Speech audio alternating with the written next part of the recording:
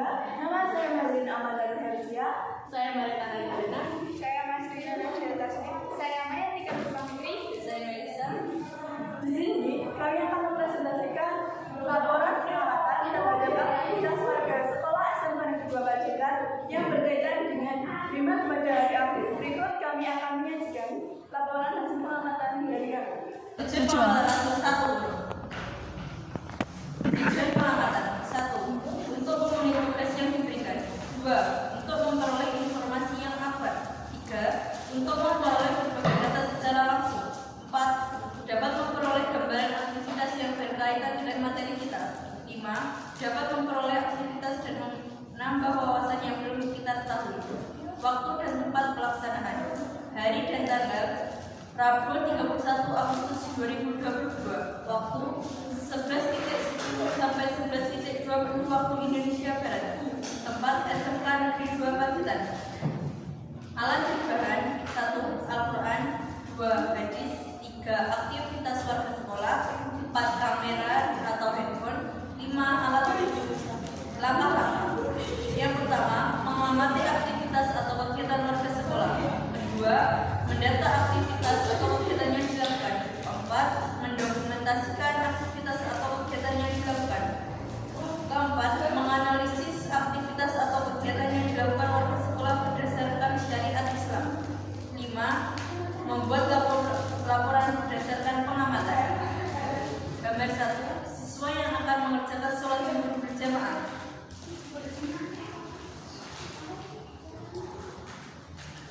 Manusia menjalani kehidupan di alam dunia dan perjalanan di akhirat. Keadaan di kehidupan dunia dan keadaan di hari akhir merupakan dua keadaan yang saling berhubungan. Baiknya, amalan seseorang saat di dunia adalah sebab keberuntungan dan kebahagiaan seseorang di hari kiamat. Begitu pula sebaliknya. Buruknya amalan seseorang semasa di dunia adalah sebab kerugian dan kebinasaannya di hari kiamat. Salat merupakan amalan utama yang Allah Ta'ala wajibkan kepada hambanya untuk dikerjakan sebanyak 5 kali dalam sehari semalam selama hidupnya di dunia. Barang siapa yang menjaga salatnya dengan baik, mempunyai perhatian lebih senantiasa memelihara kualitas, mengerjakan pada waktunya, menjaga syarat, dan wajib salatnya, maka di hari kiamat dia akan dimudahkan keadaannya oleh Allah Ta'ala. Adapun orang yang semasa hidupnya meremehkan, tidak perhatian, tidak bersungguh-sungguh, tidak menjaga syarat, rukun, dan wajib salatnya, maka di hari kiamat dia akan mendapat keadaan yang sulit baginya. Imam At-Tirmidzi dan An-Nasa'i meriwayatkan sebuah hadis dari Quraisy bin di hari kiamat dia akan mendapat keadaan yang sulit baginya.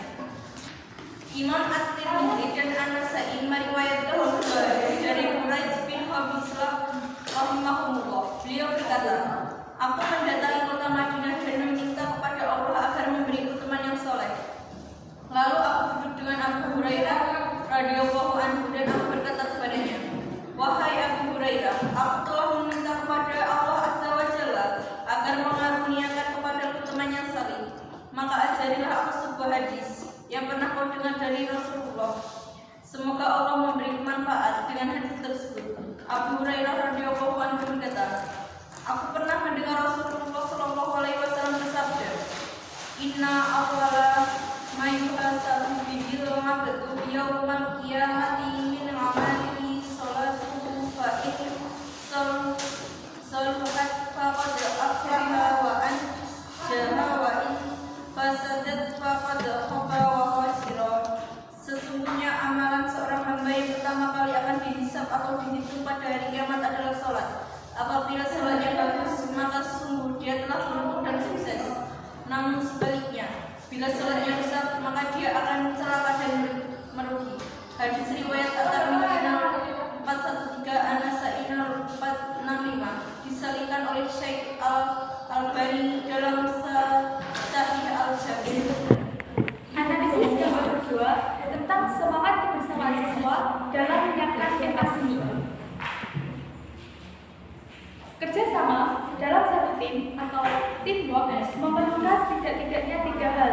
Yang pertama adalah niat atau komitmen yang tulus untuk bekerja sama dan sama-sama bekerja. Kedua, komunikasi dan ketersambungan atau communication. Dalam satu kelompok, setiap orang perlu berkomunikasi satu dengan yang lain. Yang ketiga, kolaborasi. Kolaborasi dalam merajut kebersamaan dalam perbedaan sehingga melahirkan keindahan. Semangat kebersamaan ini dikemukakan Nabi dalam sejumlah hadis. Di antaranya, orang mukmin terhadap mukmin lain seperti bangunan, saling menguatkan satu sama lain. Hadis riwayat Bukhari dan Muslim dari Abu Musa. Sungguh indah kebersamaan dalam jamaah.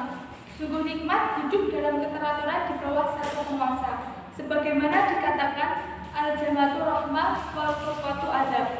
Kebersamaan adalah rahmat, sedangkan perpecahan adalah azab. Oleh karena itulah Allah Subhanahu wa taala melarang perpecahan dalam beberapa ayatnya. Di antaranya Allah Subhanahu wa taala berfirman, A'udzubillahi minasyaitonir rajim. Bismillahirrahmanirrahim. Wala takunu minal musyrikin minal ladzina faraqu dinahum wa kanu siyam.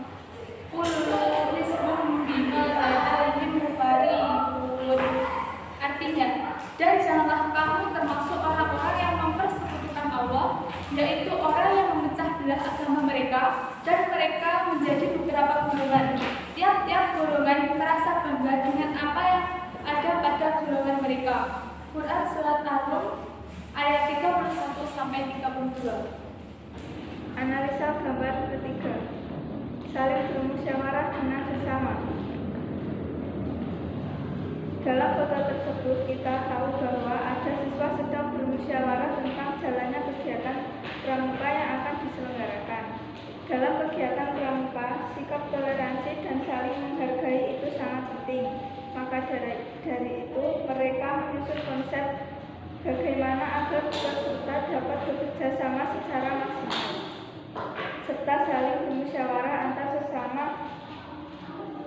Suatu musyawarah tentu akan memberikan kesempatan bagi anggotanya untuk mengutarakan pendapat. Dengan begitu diperlukan suatu argumen yang baik untuk memperkuat atau menolak suatu pendapat, pendirian atau gagasan. Musyawarah adalah saling bertukar pendapat atau berunding terkait suatu masalah bersama atau meminta pendapatan dari berbagai pihak. Beberapa hadis yang menunjang perintah bermusyawarah sebagai berikut. Tidak akan merugi orang yang beristikharah, tidak akan menyesal orang yang bermusyawarah, dan tidak akan miskin orang yang hemat. Sesungguhnya orang yang diajak bermusyawarah atau dimintai saran adalah terpercaya. Berikut ayat Al-Quran tentang musyawarah. Quran Surat Al-Yusuf ayat 54-55. Bismillahirrahmanirrahim. Wa qala malikun bihi astaghfiru li nafsi falamma kalamnahu qala innaka al-yawma ladaina masina amina qala malni ala khazan sini al-ardi inni khafidun alayhi. Artinya, maka berkat rahmat Allah lah engkau Muhammad berlaku lemah lembut terhadap mereka. Sekiranya engkau bersikap keras lagi berhati kasar, tentulah mereka akan menjauhkan diri dari sekitarmu. Karena itu, maafkanlah mereka dan mohonkanlah ampunan untuk mereka, dan bermusyawarahlah dengan mereka dalam urusan itu. Kemudian apabila engkau telah membulatkan tekad, maka bertakwalah kepada Allah. Sesungguhnya Allah mencintai orang-orang yang bertawakal. Dari ayat tersebut kita diajarkan untuk saling bermusyawarah satu sama lain. Analisa gambar 4. Kesabaran murid SMK Negeri 2 Pacitan dalam mengantri kamar mandi yang tidak sholat berjamaah. Manusia sebagai makhluk Allah Subhanahu wa taala dapat menegakkan kesabaran. Terdapat dalam foto tersebut ada murid siswi yang benar sedang keasikan mengobrol di depan kamar mandi sedang menunggu gilirannya.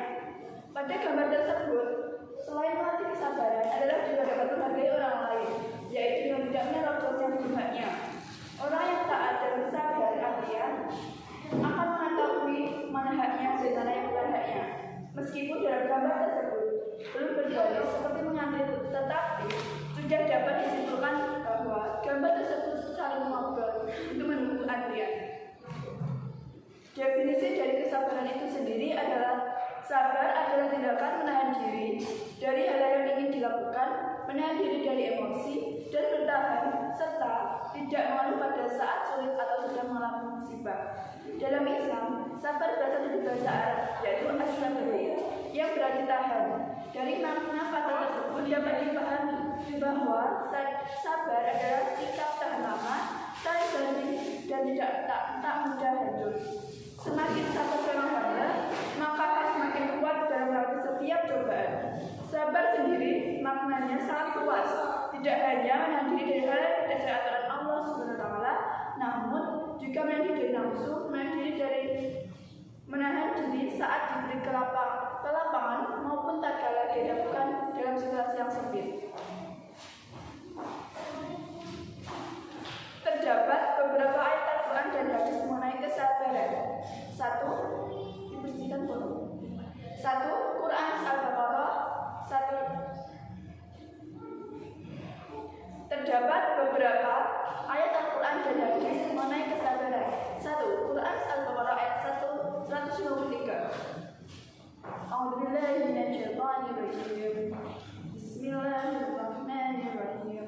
Ya ayyuhalladzina amanu ista'inu bis-sabri was-salati innallaha ma'as-sabirin. Yang artinya, hai orang-orang yang beriman, jadikanlah sabar dan salat bagi penolongmu. Sesungguhnya Allah bersama orang-orang yang sabar.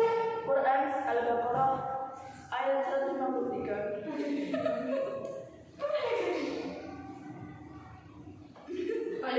Lanjut dong. Yang kedua, Quran Al-Imran ayat 152. Al-hasibatum an tadkhulul jannata wa lamma ya'lamu nanggumiu apa milah telan yang mim karuan ke milah gitu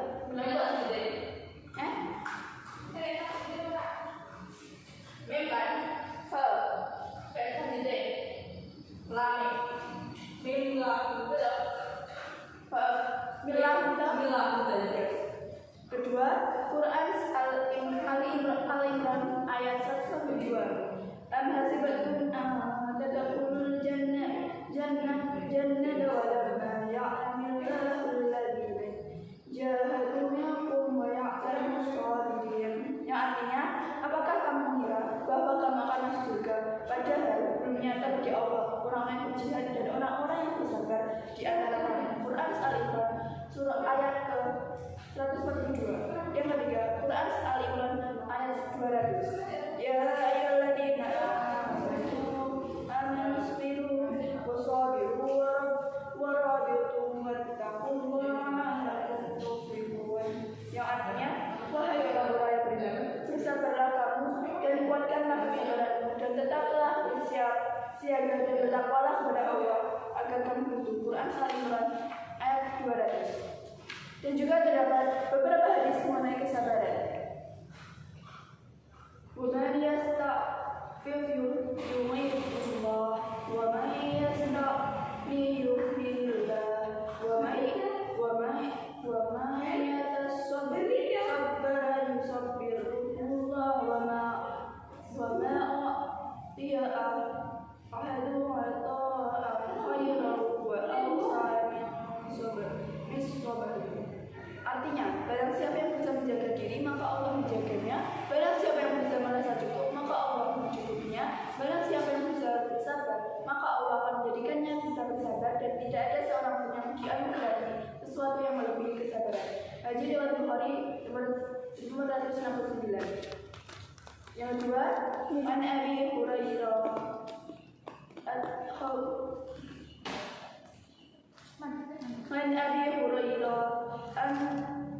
عن أبي هريرة أن رسول الله صلى الله عليه وسلم قال يقول الله تعالى ما في بعض بالمؤمنين الذي خرؤوا إذا وبدت صفية من أهل الدنيا ثم tasabahu illa jannah. Artinya, dari Abu Hurairah bahwa Rasulullah Shallallahu Allah Ta'ala berfirman, tidak ada balasan yang sesuai dengan bagi hamba-Ku yang beriman jika aku mencabut cintanya di dunia. Kemudian ia rela dan bersabar kecuali surga. Hadis riwayat Bukhari nomor 6 nomor 24 atau baris. Oke, analisa gambar 5 yaitu ada dua orang guru yang sedang berbincang-bincang atau berdiskusi. Hendaknya kita berbincang-bincang atau berbicara dengan orang lain sesuai dengan tingkat pemahamannya. Tidak bicara tentang sesuatu yang tidak bisa digapai oleh akalnya. Demikian juga dengan menyampaikan ilmu. Hal ini juga disampaikan Abdullah bin Mas'ud radhiyallahu anhu. Beliau berkata, tidaklah engkau berbicara dengan suatu kaum dengan suatu perkataan yang tidak bisa digapai oleh akalnya, kecuali akan menjadi fitnah atau kesesatan bagi sebagian mereka. Hadis rohani Muslim dalam mukadimahnya, halaman 5. Kegiatan di atas juga melakukan sebuah diskusi. Diskusi dalam Islam sangat disarankan untuk mencapai kesepakatan yang menguntungkan semua pihak. Dengan diskusi, maka tidak hanya mendapatkan keputusan yang menguntungkan semua pihak, tapi juga menguatkan silaturahmi. Allah berfirman, Bismillahirrahmanirrahim, wa amruhum syura baitakum, yang artinya sedang urusan mereka diputuskan dengan musyawarah antara mereka. Asy-Syura surat ke-42 ayat 30. Namun dalam berdiskusi diperlukan beberapa cara yang sesuai dengan syariat Islam. Terdapat tata cara diskusi yang benar menurut Islam adalah: 1. Berkata dengan lemah lembut. Yang kedua, selalu tawakal. Yang ketiga, selalu memaafkan. Yang keempat, tidak egois. Yang kelima, sabar. Yang keenam, tidak bersikap sombong. Yang ketujuh, tidak menghina orang lain. Yang kedelapan, tidak membalas ejekan orang lain. Dan yang kesembilan, memulai dan mengakhiri diskusi dengan nama Allah. Bismillahirrahmanirrahim. Iyyaka na'budu wa iyyaka nasta'in. Artinya, hanya kepada Engkau lah kami menyembah dan hanya kepada Engkau lah kami memohon pertolongan. Quran surat Al-Fatihah ayat ke-4. Bismillahirrahmanirrahim. Wa syawirhum fil amri fa idza azata fatawakkal 'ala Allah. Artinya, dan bermusyawarahlah dengan mereka dalam urusan itu. Kemudian apabila kamu telah membulatkan tekad, maka bertawakallah kepada Allah. Sesungguhnya Allah menyukai orang-orang yang bertawakal kepadanya. Ali Imran surat ketiga ayat 159. Allah sangat menyukai orang-orang yang bertawakal. Dan dari sikap tawakalnya dalam bermusyawarah itu dapat meningkatkan amalnya jika ditimbang yaumul mizan. Dari beberapa gambar di atas, aktivitas warga Islam dan kedua wajikan sebagian kecil sudah sesuai berdasarkan syariat Islam yang terdapat dalam Al-Quran dan Hadis. Akan tetapi, banyak juga dari SMK dan kedua wajikan yang belum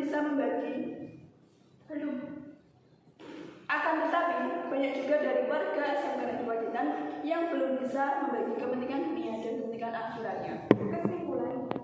Kesimpulannya adalah bahwa semua aktivitas di dunia ini sama berkaitan dengan Al-Quran dan Hadis. Dari masalah yang kecil sampai masalah yang besar pun sudah diatur oleh Allah Subhanahu wa Ta'ala melalui Al-Quran dan Al-Hadis. Karena Allah Subhanahu wa Ta'ala menciptakan dunia dan akhirat dengan ketetapannya. Karena Allah menciptakan manusia, Allah menetapkan dunia sebagai bekal perjalanan manusia untuk kembali kepadanya. Tujuan Allah Subhanahu wa Ta'ala menciptakan dunia adalah agar manusia mengambil bagiannya di dunia sebagai bekal terbaik untuk kembali ke alam akhirat. Jika urusan duniawi masyarakat ditata dengan rapi dan baik, maka jalan menuju akhirat akan menjadi benar dan lurus. Demikian hakikat hubungan antara agama dengan dunia. Kesimpulannya adalah bahwa semua aktivitas di dunia ini sama berkaitan dengan Al-Quran dan Hadis. Dari masalah yang kecil sampai masalah yang besar pun sudah diatur oleh Allah Subhanahu wa Ta'ala melalui Al-Quran dan Al-Hadis. Karena Allah Subhanahu wa Ta'ala menciptakan dunia dan akhirat dengan ketetapannya.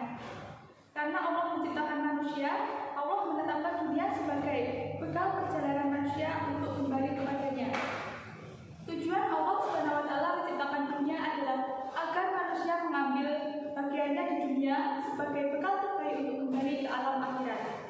Jika urusan duniawi masyarakat ditata dengan rapi dan baik, maka jalan menuju akhirat akan menjadi benar dan lurus. Demikian hakikat hubungan antara agama dengan Al-Ghazali pernah berkata, "Adimu aslun wa sultanu harisun wa mala sultanu harisun wa mala asalahu wa hamdun wa mala harisalahu fadayu." Artinya, dunia adalah agama, adalah dasar, sedang penguasa adalah penjaga. Segala sesuatu yang tidak memiliki dasar akan runtuh, dan segala sesuatu yang tidak memiliki penjaga akan terbengkalai. Dari definisi Al-Quran dan hadis sendiri, merupakan pedoman dan landasan bagi kaum muslimin dalam menjalankan kehidupan, karena di dalamnya terdapat berbagai aturan, baik yang berhubungan dengan aturan dunia maupun akhirat. Ajaran yang terkandung dalam Al-Quran membimbing manusia ke jalan yang benar dan tidak tersesat, sehingga manusia memiliki kepercayaan dan akidah yang benar dan lurus, peraturan dan hukum yang baik, serta akhlak mulia dan terpuji dalam mencapai kebahagiaan di dunia maupun di akhirat. Presentasi dari kami, kurang lebihnya mohon maaf. Wassalamualaikum warahmatullahi wabarakatuh.